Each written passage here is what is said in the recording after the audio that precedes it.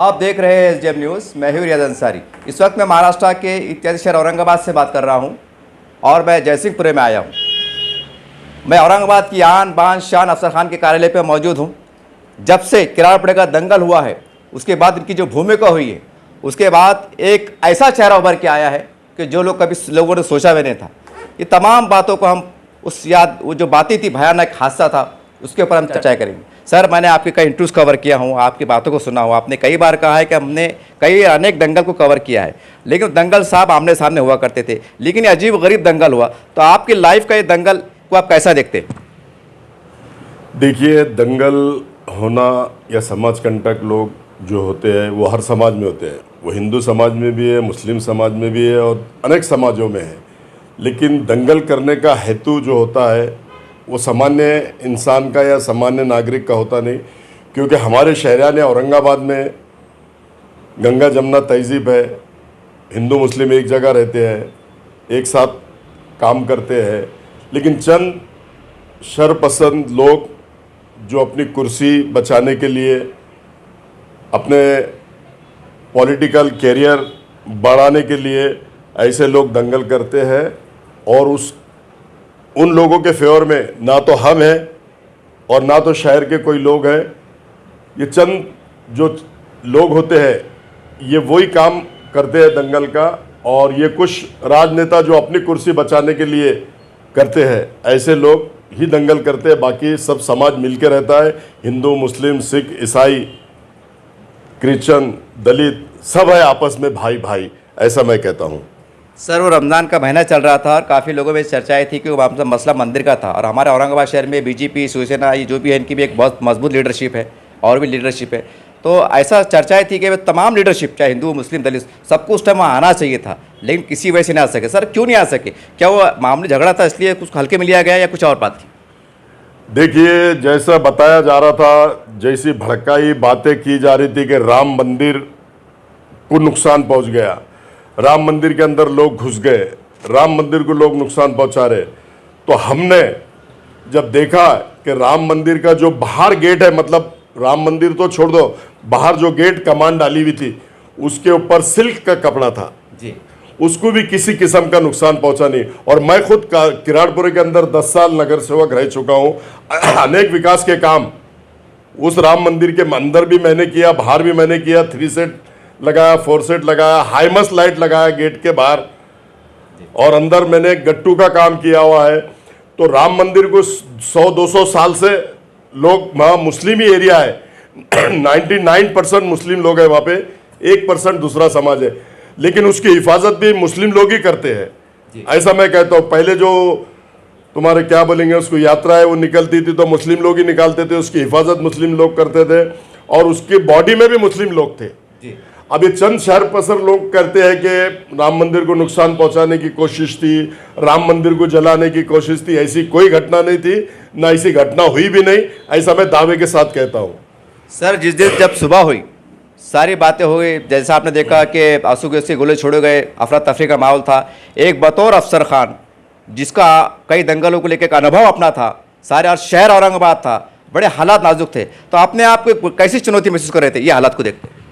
देखिए, मैं वहाँ का नगर सेवक होने के वजह से मैंने उसी दिन रात में, जैसे मैं माहौल देख रहा था, जैसे गाड़ियाँ जल रही थी, आग हो रही थी, तो मैंने अपना वीडियो दिया कि शहरियाने औरंगाबाद में सिर्फ उतनी घटना को देख के, शहरियाने औरंगाबाद में कई भी घटना हुई नहीं, अमन और शांति रखे और राम मंदिर को किसी भी किस्म का नुकसान नहीं पहुंचा। तो मेरी शहरियाने औरंगाबाद से, हर समाज से अदबन गुजारिश है, रिक्वेस्ट है कि अफवाह पे ध्यान ना दे और अफवाह फैला ही ना।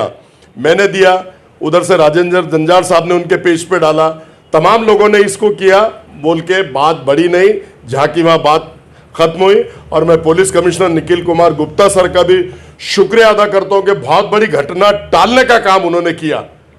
नहीं तो अगर आंसू गैस जैसे बोल रहे हैं आप, फायरिंग बोल रहे हैं, अगर ऐसे अगर हो जाती थी हालात तो बहुत उसके परिणाम बहुत गलत आते थे, ऐसा मैं कहता हूँ।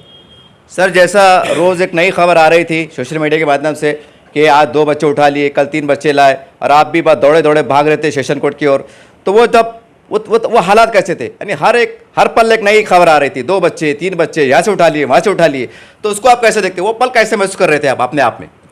देखिए, मैंने जब मेरी माँ बहनों को रोते हुए देखा, रोज़े के अंदर चिल्ला पुकार करते हुए कोर्ट में देखा, पहले दिन मैं बॉम्बे में था, तो मुझसे वो बर्दाश्त हुआ नहीं, क्योंकि कौम और मिल्लत के काम मैं पिछले 25 साल से करता हूँ। मुझे राजकारण में आके 28 साल हो गए और मैं कौम और मिल्लत का जज्बा रखता हूँ, और मुझसे मेरी माँ बहनों का वो हाल देखा नहीं गया। और जितने भी वो बोल रहे थे कि हमारा बच्चा था नहीं, कोई मोबाइल के लोकेशन पे लाए, कोई टावर के लोकेशन पे लाए, कोई दूध लेने के लिए गया तो लाए, कोई शक्कर पत्ती लेने के लिए गया तो लाए, कोई ब्रेड लेने के लिए गया तो लाए, कोई टोस्ट समोसे लाने के लिए गया तो उनको लाए, ऐसे हमारी माँ बहनें कह रही थी, और हमारे बच्चे इसमें थे ही नहीं।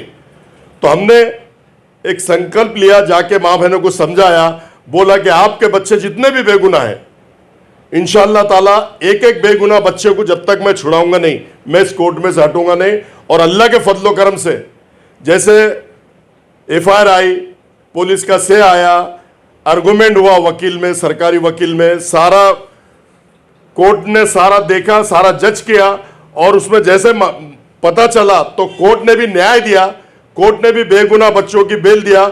हम कोर्ट का सम्मान करते हैं, आदर करते हैं, और कोर्ट ने सही निर्णय लिया, ऐसा मैं कहता हूं। न्यायालय का मैं शुक्रगुजार हूं कि जो बेगुनाह बच्चों को उन्होंने जल्दी बेल दिया, ऐसा मैं कहता हूं। सर, मैंने आपके सोशल मीडिया पे आपके बयान को सुना हूं, आप कह रहे थे कि मैं बच्चों को लाके पेश करूंगा, आपने सोलन से पेश किए। सर, कितना बड़ा रिस्क था? नहीं, आप ये कह रहे थे कि मैं लाके मतलब करूंगा, जबकि ज़्यादा हमको जानते नहीं, पहचानते नहीं, इसमें कोई शक नहीं, आप वहाँ के नगर सेवक थे, लेकिन इसके बाद एक काफी लगता है एक बहुत बड़ा रिस्क था। देखिए, कतरों से खेलना, रिस्क उठाना नेता और लीडर का काम ही होता है। तो मैं कतरों से भी खेलता हूं, मैं रिस्क भी उठाता हूं। मैंने सालुंसी दी है, 18 लोगों की मैंने बेल लिया हूं, और कोर्ट को ये भरोसा दिलाया हूं कि जब भी कोर्ट को जरूरत पड़ेगी मैं हर एक को हाजिर करूंगा। ये मैंने जवाबदारी के साथ सोलन से बना के 18 लोगों की बेल ली, और सारे वो लोग सब मतलब ऐसे शक के बुनियाद पे लाए हुए हैं, कोई उसमें अफेंस करता हुआ या वो ऐसा कोई भी नहीं है। सारे बेगुनाहों को हमने वादा किया था और सारे बेगुनाहों की बेल हमने लिया, ऐसा मैं कहता हूं। सर, आज आप औरंगाबाद के बहुत पुराने राजनेता माने जाते हैं, आपके शिवसेना से, भाजपा से, खैर मतलब इलेक्शन में तो खैर आते आते आमने सामने, लेकिन जब इलेक्शन समाप्त हो जाते तब मिल के विकास की बात करते हैं, आपके सबसे संबंध अच्छे। वो एक पल के राम मंदिर को लेकर जो अफवाह का बाजार गर्म हुआ, उस वक्त जो बड़ी लीडरशिप है, तो आपको कुछ फोन आ रहे थे कि अफसर भाई ये क्या चल रहा है? नहीं, देखिए, इस बारे में तो हमारी बात हुई नहीं, लेकिन रिलेशन हर एक से रहना चाहिए। कोई हमारा जाति झगड़ा नहीं है, हमारा कोई जमीन जायदाद का झगड़ा नहीं है, हमारा किसी से पर्सनल लेन देन का झगड़ा नहीं है। राजकीय लड़ाई जहाँ पे होती है, स्टेज होती है, वहाँ के हद तक हम अपनी लड़ाई लड़ते हैं, मुद्दे की बात करते हैं, हमारे समाज की बात करते हैं। हम 20% राजकारण करते हैं और 80% समाजकारण करते हैं। तो हमको ऐसा करना चाहिए, हर एक को करना चाहिए, और रिलेशन तो सबसे रहते हैं और सबके रिलेशन रहना चाहिए। कोई जाति दुश्मनी किसी से है नहीं, जमीन जायदाद का झगड़ा है नहीं, मुद्दे की लड़ाई है। मुद्दे की लड़ाई हम कारपोरेशन में भी लड़ते हैं, सभागृह के अंदर भी लड़ते हैं। अगर स्टेज पे अगर कोई भाषण हो रहा है या कोई पार्टी का अपने प्रचार हो रहा है, तो वो टाइम भी हम हमारी मुद्दे की बात करते हैं, और रिलेशन एक दूसरे से रहते हैं। तो रिलेशन रहना भी चाहिए, एक दूसरे से दुश्मनी होनी भी नहीं चाहिए। राजकारण की लड़ाई राजकारण के हद तक रहना चाहिए। जैसा राजकारण हो गया, या कोई खासदार बन गया, कोई आमदार बन गया, या कोई नगर सेवक बन गया, एक दूसरे के विरोध में भी लड़ते हैं। तो जहां चुन के आ जाता है, उसका काम है कि उसने सबको साथ में लेके चलना। अगर खासदार है तो पूरे जिले का हो गया, आमदार है तो अपने एरिया का हो गया, नगर सेवक है तो अपने वार्ड का हो गया। तो ऐसे लोगों ने ये सब कुछ भूल जाना चाहिए। सारे समाज के लोग अपने हैं बोलना चाहिए। जो विरोध में इलेक्शन लड़ते हैं वो भी अपने हैं, ऐसा समझ के अपने वार्ड का, अपने शहर का, अपने जिले का पूरी तरह से विकास करना चाहिए, ऐसा मैं कहता हूं। सर, मैंने अभी एक वीडियो वायरल सुना हूँ कि मैंने सुना हूँ, पता नहीं कौन शख्स है, वो कह रहा है कि भाई आपके ऊपर के आपने जो तो जलाने वाले बच्चे हैं, ये करने वाले बच्चे, आतंक बचाने वाले बच्चे, उनको आप छुड़ाने का काम कर रहे हैं। एक तरफ के आप बहुत खुले अल्फाज में वीडियो वायरल सुना हूँ। तो ये वीडियो वायरल सुनने के बाद काफ़ी चर्चा का विषय रहा, तो कैसा लगा आपको? देखिए, विरोधी तो बोलने वाले बोलते रहते, मुझे किसी भी किस्म का वो नहीं है। खाली उसने अपना मेरा नाम उछाला, उसका मुझे दुख है। अगर कोई किसी पे गलत इल्जाम लगा रहा है तो वो नहीं लगाना चाहिए। अगर मैं है, जब तक कि मेरे पास में अगर कोई प्रूफ नहीं है, कोई सबूत नहीं है, तो मैंने न किसी आमदार के खिलाफ बोलना चाहिए, न किसी कारपोरेटर के खिलाफ बोलना चाहिए, न किसी मिनिस्टर के खिलाफ बोलना चाहिए, न किसी खासदार के खिलाफ बोलना चाहिए। अगर तुम्हारे पास में प्रूफ है, सबूत है, तो सामने पेश करो ना। इस्लाम लगाना एक अलग बात है, प्रूफ पेश करना एक अलग बात है। कोर्ट के अंदर भी जो है, तो तुम अगर कुछ भी बोलेंगे तो नहीं चलते, हमें सबूत चाहिए। और बिना सबूत पे अगर कोई बोल रहा है तो ऐसे कुत्तों की तरफ मैं ध्यान भी नहीं देता। कुत्ते भौंकते रहते हैं और कुत्ते भौंकने का मुझ पर कोई असर नहीं होता। सर, हम देख रहे हैं कि जब वो घटना घटी थी तो लोग कह रहे थे कि 2 गुट थे। आज भी लोगों में चर्चा है कि भाई औरंगाबाद के अंदर तमाम बड़ी लीडरशिप है। चलिए, अब घटनाक्रम सब हो गया, लेकिन वो दूसरा गुट कौन सा था, इसके ऊपर एक ठोस नुमाइंदगी आप सब मिलकर इसके ऊपर कब कदम उठाने वाले? या एक जो बच्चा अंदर हुए, 2 गुट कह रहे थे साहब, ये खुले अल्फाज आपको पता है, तो दूसरा गुट कहाँ है, ये लोग पूछ रहे हैं। देखिए, ये सारे लोगों को भी मालूम है, सारे शहर को मालूम है, सारे जिले को मालूम है, मराठवाड़े को मालूम है और महाराष्ट्र को मालूम है। और उसके बाद एफआईआर के अंदर क्लियर कट लिखा है। एफआईआर तो झूठ नहीं हो सकता है ना। एफआईआर के अंदर क्लियर कट लिखा है कि 2 गुट में झगड़ा हुआ, एक गुट को पकड़ा जा रहा, दूसरे गुट को नहीं पकड़ा जा रहा। और हमारा जिम्मेदार खुद बोल रहा है कि हिंदू मुस्लिम का झगड़ा नहीं है। अगर ये हिंदू मुस्लिम का झगड़ा अगर कोई कह रहा है तो ये सरासर गलत है।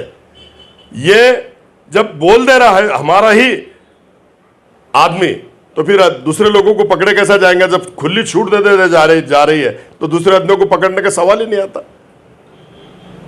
सर, अब ऐसे हालात में, अब जैसा आपने भी देखा है, मैंने भी अखबार के माध्यम से पढ़ा हूँ कि वो एक नई खलम आ रही है कि जिसमें एक नई, या मतलब एक जमानतदार मांगे जा रहे हैं, आपका बयान भी आया। तो सर, अब एक नई, आपको लगता है कि एक मुश्किल से निकले, दूसरी मुश्किल में जा रहे हैं हम? इंशाअल्लाह ताला अल्लाह के फजल करम से बड़ी मुश्किल से निकल गए। मुश्किल छोटी है और इसमें से भी अल्लाह के फजल करम से निकल जाएंगे। कानून है, कानून के अंदर प्रावधान है कि किस टाइप से किसको बेल देना चाहिए, किस टाइप को किससे नहीं देना चाहिए। हमने खान सलीम खान सीनियर एडवोकेट से बातचीत की, डिस्कस किया। उन्होंने हाई कोर्ट का, सुप्रीम कोर्ट का वो दिया जजमेंट के इस ऐसे कंडीशन में कोई बेल नहीं देता है तो एक बेल किसी भी वही समाज की भी ले सकते हैं, ऐसा हमने दे दिया। और हमको माननीय एसीपी साहब ने बताया कि मंडे को आज बोलने वाले हैं और अल्लाह के फजल करम से वो काम भी हो जाएगा आसानी से, ऐसा मैं समझता हूँ। सर, एक अफवाह ये भी चल रही है, सोशल मीडिया पे, फेसबुक चल रहा है कि ये जो दंगल हुआ किराड़पड़े के अंदर, वो एक प्री प्लान का हिस्सा था और हिंदू मुसलमानों को आपस में लड़ाने की साजिश थी, कहने की एक सियासी दंगा कह सकते हैं हमसे। क्या आपको लगता है सर कि अफवाह को बाजार गर्म कर रहा है, आरोप लग रहे हैं, काफ़ी हद तक सही है या जो भी बात है? देखिए, इससे पहले भी मैंने बोला कि चंद लोग और चंद राजनेता जो अपनी कुर्सी बचाने के लिए ऐसा प्री प्लान करते हैं, तो ये अनेक लोग बोल रहे प्री प्लान है, बड़े नेता भी बोल रहे प्री प्लान है, मीडिया भी बोल रहा प्री प्लान है, तो हो सकता है प्री प्लान हुआ होगा। तो एक अंदाजा सर कैसा हो सकता है? मतलब आप पुराने यहाँ के शहर के रहने वाले, पुराने सियासत में आपका है, मतलब कौन सी ताकत है, शहर की या शहर के बाहर की थी? देखिए, शहर के अंदर की थी, लेकिन उसमें प्री प्लान था, ये बात पक्की है। सारे लोग कह रहे हैं प्री प्लान है, कई डिपार्टमेंट के भी लोग बोल रहे हैं, कई राजनेता भी बोल रहे हैं, कई आम जनता में भी ये चर्चा चल रही है। अच्छे लोग बोल रहे हैं कि प्री प्लान है और हो सकता है। सर, एक सवाल, बड़ा तल्ख सवाल ये, एक सवाल ये भी गर्दिश कर रहा है कि ऐसे हालात धमाकेश थे कि मैं ये दोबारा दोहरा हूँ रिमाइंड के तौर पर कि राम मंदिर को खतरा हो सकता था। कितना हो सकता था, कि सही है या गलत? देखिए, राम मंदिर को 1 रुपए में 1 पैसा भी खतरा नहीं था ना। राम मंदिर को कभी खतरा हो सकता है क्योंकि हमारा जो समाज है वो ही उसकी हिफाजत करता है। और हमारे समाज में और हमारे कुरान पाक में ऐसा लिखा है कि अपना धर्म अपनी जगह, हमारी अगर मस्जिद है तो उसकी हिफाजत करो और किसी की इबादत गाह है तो उसकी हिफाजत करो। हमारा समाज या हमारा इस्लाम ये नहीं बताता है कि किसी दूसरे धर्म के समाज को नुकसान पहुंचाओ, ऐसा हरगिज नहीं हो सकता। और मैं दावे के साथ कहता हूं कि राम मंदिर को रुपए में 1 पैसा भी धक्का नहीं था और हुआ भी नहीं और इंशाअल्लाह भविष्य में भी कभी नहीं होगा, ऐसा मैं कहता हूं। सर, आपको लगता है घटना घटने के बाद औरंगाबाद की ज़िले की राजनीति पे, यहाँ की सियासत पे इसके बहुत गहरा असर पड़ेगा, आपको लगता है बतौर राजनेता के तौर पर? देखिए, लोग जानते हैं कौन क्या कर रहा है, कौन इसमें पॉलिटिकल गेम कर रहा है, कौन पॉलिटिक्स खेल रहा है, कौन इसके अंदर इन्वॉल्व है, कौन नहीं है, ये पब्लिक है बाबू, सब जानती है अंदर क्या है, बाहर क्या है, कोर्ट में क्या है, जेल में क्या है, ग्राउंड पे क्या है, मंदिर में क्या है, मंदिर के बाहर क्या है, मंदिर के अंदर क्या है। ये पब्लिक है बाबू, सब जानती है। और वक्त पे पब्लिक बता देंगी कि किसने क्या किया है, ऐसा मैं कहता हूं। सर एक आखिरी सवाल, ये जो आपके चाहने वाले हैं ना औरंगाबाद के अंदर, मैं काफ़ी चैनल को देख रहा हूँ और अब मेरे चैनल पे कमेंट्स आ रहे हैं कि नेक्स्ट एमएलए, नेक्स्ट एमपी, ऐसी तरह की बातें चल रही है। सर अब क्योंकि अब आप राजनेता हैं और अब सियासत, एक राजनेता सियासत में जिंदा रह भी नहीं सकता, नहीं, ये कड़वा सच है। तो आने वाले वक्तों में कि मतलब आपकी क्या है रहेंगी कि मैं एक वाकई आमदार बन के सेवा करूं, खासदार बन के सेवा करूं, एक ऐसा कुछ सोच, कैसा विचार, या अगर ऐसा कोई माहौल क्रिएट हुआ कोई पार्टी की तरफ से कि अफसर भाई आइए आप आमदार का टिकट लीजिए, खासदार लीजिए, XYZ, तो क्या करेंगे आप? देखिए, सेवा और कौम और मिल्लत का काम तो मैं पिछले 25 साल से कर रहा, मैं नगर सेवक रह के भी करता। और अल्लाह ताला ने या मेरे गरीब लोगों ने या मेरी माँ बहनों ने अगर उस मुकाम पे पहुंचाई, तो आप अंदाजा लगाइए कि मेरी इतनी छोटी पोस्ट होने के बाद में मैं इतना बड़ा काम करता। और अगर बड़ी पोस्ट अगर अल्लाह ने दिया और लोगों ने साथ दिया, तो अल्लाह के फजलो करम से शहरियान औरंगाबाद में एक भी काम ऐसा बचेगा नहीं कि जो अफसर खान करेगा नहीं। और कौम और मिल्लत पे कभी मुसीबत आएंगी भी नहीं। जब बड़ी पोस्ट रहेंगी तो अल्लाह के फजलो करम से काम भी अफसर खान बड़ा करेगा, ऐसा मैं कहता हूँ। सर एक इशारा ये भी दीजिए, जब इतनी खुली खुली बात हो रही है, हमारे महाराष्ट्र में शिंदे गठ है और एक आघाड़ी सरकार है, तो ऐसे हालात में अगर आपको ऑफर आता है कि अफसर भाई चाहे पूर्व से बोलो, सेंटर से बोलो या पश्चिम से बोलो, ये आमदार का टिकट, कौन से पार्टी से लेना पसंद करेंगे आप? ये इसमें तो कोई बात छुपाने वाली बात ही नहीं है। देखिए, पार्टी और पक्ष इसमें बहुत बड़ी बात है, ऐसा नहीं है। इससे पहले भी मैंने नगर सेवक 2 बार इंडिपेंडेंट लड़ा हूं, और हो सकता है कि मुझे पार्टी और पक्ष शिंदे गठ का तो सवाल ही नहीं आता जाने का जी, महाविकास आघाड़ी में भी जाने का कोई सवाल आता नहीं। और अगर कांग्रेस में मैं हूं, कांग्रेस का मैं काम करता हूं, अगर अल्लाह ने चाहा तो मैं अपक्ष इंडिपेंडेंट भी लड़ने की ताकत रखता हूं। और मैं पिछले 25 साल से लड़ रहा हूं, 2 बार इंडिपेंडेंट आ चुका हूं। हो सकता है अल्लाह ने चाहा और लोगों ने अगर डिमांड किया और बोला तो इंडिपेंडेंट खासदार लड़ने की भी ताकत रखता हूं और आमदार लड़ने की भी ताकत रखता हूं। और मुझ में क्षमता और इतनी ताकत है कि मैं किसी से भी टकरा जाता हूं। मैं अफसर खान हूं, किसी के बाप से डरता नहीं और किसी से डरने का सवाल भी पैदा होता नहीं। मैं कौम और मिल्लत के लिए, और लोगों की, पब्लिक की डिमांड है और पब्लिक ने कही, मैंने तो ऐसा अभी कुछ भी सोचा नहीं कि मैं राजकारण के लिए कर रहा हूं, लेकिन मेरी कौम और मिल्लत को बचाने के लिए मैं कोई भी ताकत से टकराना चाहता हूं और कोई भी इलेक्शन लड़ने के लिए मैं तैयार हूं, मेरी कौम और मिल्लत अगर चाहती है तो। सर जब ये वीडियो वायरल हो रहा होगा तो यकीनी तो उसे कमेंट जरूर रहेगा कि अफसर खान साहब जब आप आमदार लड़ेंगे या खासदार लड़ेंगे तो सेकुलर ताकतों को नुकसान पहुंचेगा, ये कमेंट जरूर रहेगा। तो एडवांस में क्या जवाब देंगे इनको आप? देखिए, सेकुलर ताकतें अपनी जगह सही है, फिरका परस्त ताकतें अपनी जगह सही है, लेकिन अगर लोगों ने अगर ताकत दी तो उसका अंजाम भी मैं बता दूंगा कि उस ताकत का, पावर का कैसे इस्तेमाल किया जाता है। लोगों को इस्तेमाल करना आता नहीं, रेडीमेड जिनको मिल गया है उनके समझ में आता नहीं। अब उद्योगपति टाटा, बिरला, अंबानी, ये सोने के चम्मच लेके पैदा हुए।